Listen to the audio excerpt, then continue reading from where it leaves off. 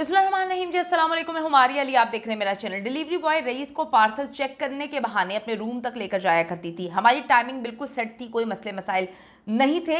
बस मुझे ये नहीं पता चल सका कि मेरे शौहर फरहान ने मेरे ससुर को मेरी रैकी करने के लिए लगाया हुआ है, मेरे पीछे लगाया हुआ है और हर वक्त मुझ पर नजर रखते थे। 3 महीने में 2 बार पकड़ी गई।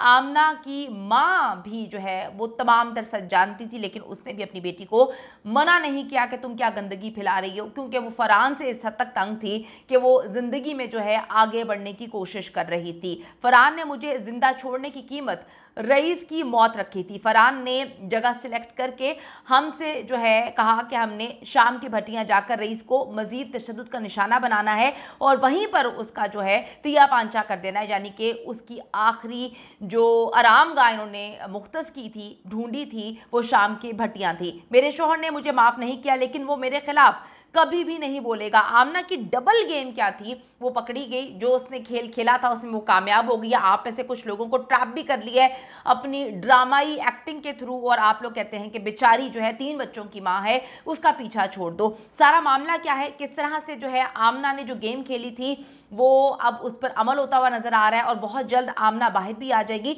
इस पर आज की वीडियो में बात करेंगे। आपसे रिक्वेस्ट है, अगर आपने अभी तक मेरे चैनल को सब्सक्राइब नहीं किया तो कर लें, इससे हमारी हौसला अफजाई होती है। जी, डिलीवरी बॉय रईस की कातिला आमना, उसने एक बार फिर से अपना जो है वो बयान तब्दील कर लिया। मैं कहती हूँ ऐसे यू टर्न लेती है, ऐसे यू टर्न लेती है और 2 लम्हे में लेती है। इस कदर बड़ी अदाकारा है कि अगर आप इसके 3-4 इंटरव्यूज़ देखें तो पहले आपको हंसी आएगी और फिर आपको शदीद गुस्सा आएगा। ये किस तरह से इंगेज करने की कोशिश करती है लोगों को, किस तरह से ड्रामा कर रही होती है। एक लम्हे में हंस रही होती है, एक लम्हे में रो रही होती है, एक लम्हे में जो है वो एकदम सैड हो जाती है और फिर दूसरे लम्हे जो है वो डिलीवरी बॉय रईस की माँ से माफ़ियाँ मांग रही होती है। वो भी उसको मामा मामा कह के माफ़ियाँ मांग रही होती है।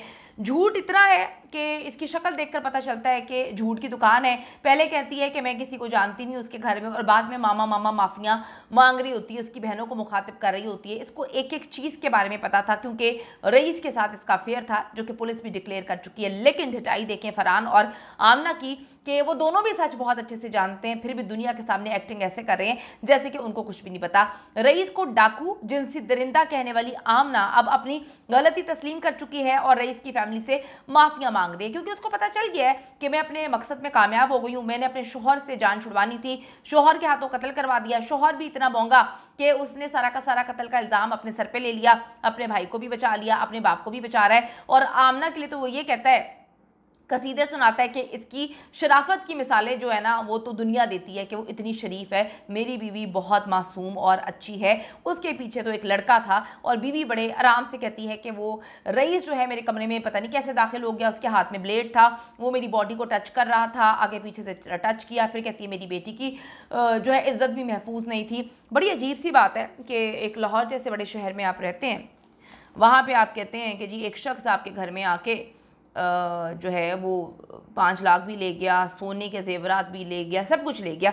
आया कैसे, इस पे आप बात नहीं करते। आपने पुलिस कंप्लेन क्यों नहीं कराई? आपके घर में चोरी हुई, डकैती हुई, आपने उस पर भी कंप्लेन नहीं की। आप अपना जो है नंबर भी चेंज नहीं करते, आप उस लड़के का नंबर भी ब्लॉक नहीं करते। यानी कि एक मुकम्मल तौर पर झूठ है।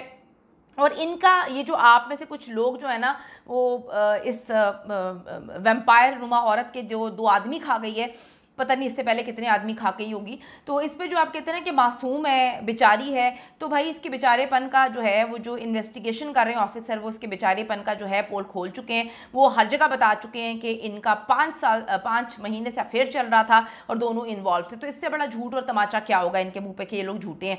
आमना जानती है अपने शोहर और वकील के पढ़ाए हुए जो सबक हैं, CDR मोबाइल से कुछ भी नहीं निकला, अब जो है वो सब फेल हो चुका है, ऐसा कुछ भी नहीं है, क्योंकि CDR और मोबाइल से डेटा निकल चुका है और पुलिस के पास है। मीडिया के सामने मासूम बनने का नाटक उसे शोहर के दबाव में आके करना पड़ रहा है, क्योंकि शोहर उसको बचा रहा है। शोहर ने इससे भी कत्ल करवाया था, शोहर उसको बचा रहा है, तो अब शोहर की बात तो माननी पड़ेगी। अब बात यह है कि पुलिस को जो इन्होंने पहले बयान दे दिया था जब इनको गिरफ्तार किया था, तो उसमें उन्होंने बता दिया था कि जी आमना ने रईस को मारने की असल वजह क्या थी, वो फर बता दी थी। बड़ी तेज़ है, क्योंकि उसने अपने शोहर से तो जान छुड़वानी है, तो वो अपने शोहर को क्यों बचाएगी? वो तो मीडिया के सामने एक ड्रामा दिखा रही है। आमना के मुताबिक रईस को घर में जो है घुसाना बहुत ही आसान था और उसके घर में जो है मोहल्ले के सब लोग जानते थे कि रईस मेरे घर में जो है वो डिलीवरी वगैरह देने आता है, पार्सल देने आता है, तो घर आता रहता है। तो उसकी सिंपल सी वजह उसने लोगों को ये बताई हुई थी कि वो डिलीवरी बॉय है, तो मैं उससे पार्सल्स वगैरह मंगवाती हूँ, तो चेक करने के लिए बहाने उसे घर के अंदर बुलाती हूँ।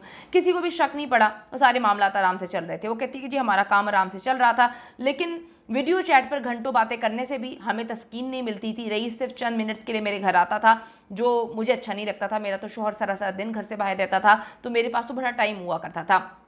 आमना के मुताबिक जब तक वो अपनी माँ के घर जाकर रईस से मिलती रही, सब ठीक था, कोई शक नहीं पड़ा।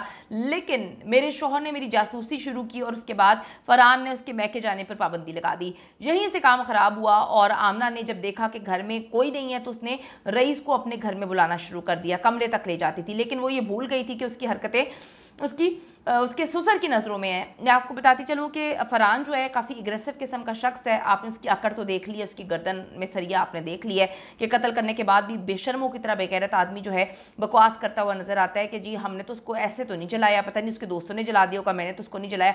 भाई शाम की भट्टियाँ तो तुम लेकर गए थे, उसके दोस्तों को तो पता भी नहीं था कि शाम की भट्टियाँ तुम लेके जा रहे हो। 40 मिनट की ड्राइव पर तुम वहाँ पर लेके जाते हो, वहाँ पर जाके भी तुमने क्या कुछ किया आगे चल के आप लोगों को बताती हो। अच्छा, अब आमना को नहीं पता था कि इसका शोहर जो 1.5 साल पहले इसकी नाक फोड़ चुका था, अच्छी खासी इसकी कुटाई किया करता था, मारता पीटता था। और इस पर भी पूछना चाहिए इनसे कि क्यों मारता था। एक आम नॉर्मल शोहर मतलब क्यों मारेगा? 3 बच्चे हैं, आज वो तुम्हें इतनी बुरी तरह से जो है फंसने के बाद बचा रहा है, तुम्हारे लिए बोलता है कि तुमने कत्ल नहीं किया, तुम शरीफ हो, तुम पाक साफ औरत हो और तुम्हारे कसीदे नहीं सुनाता फिर रहा तुम्हारी शराफत के, तो वो तुम्हें क्यों मारा पीटा करता था? 1.5 साल पहले ऐसा क्या हुआ था? क्या तुम्हें चक्कर चलाने की आदत थी? उसको पता था कि तुम चक्कर चलाती हो, और अगर इसी तरह तुम्हारे चक्कर चलते रहते थे, जिस्मानी ताल्लुकात होते थे तुम्हारे गैर मर्दों के साथ, तो उसने अभी तक तुम्हें तलाक क्यों नहीं दी? तुम्हारे पास तुम्हारे शोहर का ऐसा कौन सा राज है कि आज वो सारे कत्ल अपने ऊपर ले रहा है? रईस अपने दोस्त के साथ वो कहती है जी मेरे घर आया और दोस्त बाहर से निकल गया था। अक्सर जो है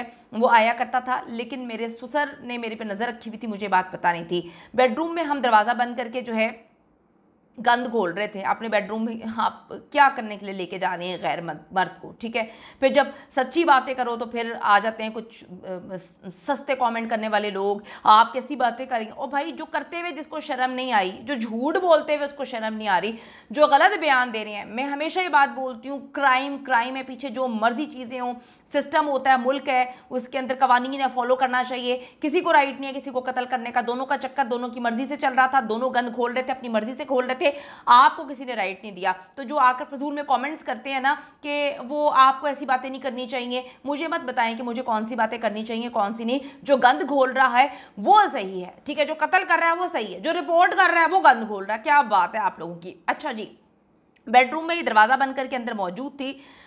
फिर ये कहती है कि जी मेरा शौहर के कहने पे मेरा ससुर वीडियो कॉल करते हुए कमरे का दरवाज़ा जो है उसने बजाना शुरू कर दिया। खिड़की के रास्ते ये निकल तो गया, लेकिन मेरे ससुर ने देख लिया और वीडियो कॉल पे उसने मेरे शौहर को भी दिखा दिया। रईस टेरेस से छलांग लगा के भाग गया, लेकिन मैं पकड़ी गई। इसके बाद फरहान ने मुझे बहुत मारा पीटा और फिर डिलीवरी बॉय रईस को वापस बुलाने के जी है तरीके ढूंढना शुरू हो गया फरहान। उसके बाद फरहान ने मुझे ऑप्शन दी कि तुम्हें सिर्फ एक सूरत माफ़ी मिलेगी कि तुम खुद रईस को तड़पा के कत्ल करो। 2 दिन बाद फरहान ने मुझे बताया कि उसने एक जगह देख ली है। फिर मैंने रईस को कॉल करके बताया कि सब ठीक है, फरहान घर पर नहीं है, तुम घर आ जाओ। कमरे में लेकर गई। वो कहती है कि जी फिर हमने उसे तशद्दुद का निशाना बनाया, लेकिन कत्ल नहीं किया। फिर बेडशीट में लपेट कर कार की जो है सीट्स के दरमियान रखा और फरहान की सिलेक्ट की हुई जगह पर हम पहुंचे, शाम के भट्टियाँ। यहाँ वो कहती है जी मांगा मंडी के इलाके शाम के भट्टियाँ ये जगह थी। रात के तकरीबन 3 बज रहे थे, घर से 40 मिनट की ड्राइव पे ये जगह थी। यहाँ आकर देखा तो रोड पर मौजूद होटल्स और शॉप्स जो हैं वो बंद थी। फरहान ने बहुत अच्छी जगह सेलेक्ट की थी। रईस को बाहर निकाला और चाकू से उसकी आंखें निकाल दी। मुंह पे पट्टी बांधी हुई थी कि वो चीख चिल्ला ना सके, आवाज़ किसी और को ना जा सके। फिर जो है फरहान ने मुझे प्लास से रईस के जिनसी अज़ा खींचने का हुक्म दिया, मैंने वो भी किया। जो फरहान मुझे कहता रहा मैं वो करती रही। रईस का मुंह हमने बंद कर दिया था कि वो पहले ही जो है खून बहने की वजह से बेहोश हुआ था, अधमुआ हो चुका था। जब रईस के जिस्म में से तकरीबन सारा खून निकल गया और हमें लगा कि अब ये नहीं बचने वाला, तो फिर हमने पेट्रोल डालकर आग लगा दी। आमना के मुताबिक वो शाम की भट्टियाँ 15-20 मिनट रहे और फिर सीधा घर वापस आ गए और अपनी नॉर्मल रूटीन जो है उन्होंने दिखाई कि हम सब कुछ नॉर्मल है और सारे मामला ठीक हैं। तो ये है वो ऐसी जिनसी दरिंदा खातून के उसको कत्ल करने से कुछ दिन पहले तक उसके साथ फिजिकल रिलेशन में थी और उसके बाद उसको कत्ल कर दिया।